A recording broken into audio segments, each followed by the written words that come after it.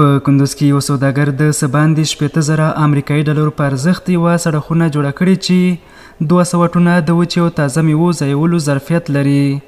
د دغه سړي خونې څښتن وایي دا سړکونه یې د دې ولایت کروندګرو اړتیاو ته په کتو جوړه کړې تر څو خپل کرنیز محصولات په دې سړي خونې کې خوندي کړي. این سردخانه به ارزش $60,000 آمریکایی ساخته شده. فقط 200 تن گنجایش میوه خشک و تازه را دارا می باشد.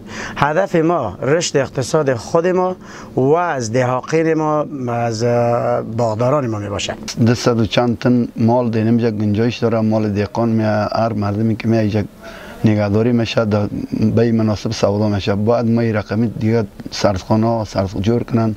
ما ضرورت داریم دهقان ما مردم ما د سردخانه ضرورت داریم. په ورته مهال بیا د کندوز کرنې اوبو لګولو مالداري ریاست مسؤلین د یادې سړې خونې جوړول د بزګرانو په لاسنیوي کې مهم ګڼي او زیاتوي چې دغه اداره په پام کې لري څو معیاري سړې خونې جوړې کړي.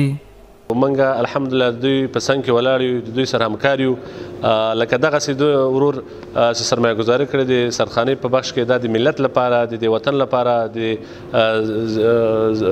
زراعت په بخش کې د حقانانو لپاره ډېر یو غټه لاسته راوړنه ده. نو موږ هم دغسې له نورو سرمایه ګزارانو نه دا هیله او خواهش ده چې په دغه بخش کې دوی هم سرمایه ګزاري وکړي او سردخانې جوړې کړي ځکه د وطن د تولیداتو لپاره ډېر ضرور دي. دا سړکونه په داسې حال کې جوړه شوه چې له دې وړاندې په کندوز ولایت کې دا ډول سړکونه شتون نه درلوده او بڼوالو بزګرانو تل د سړکونو رامنځته کېدو غوښتنې کولې.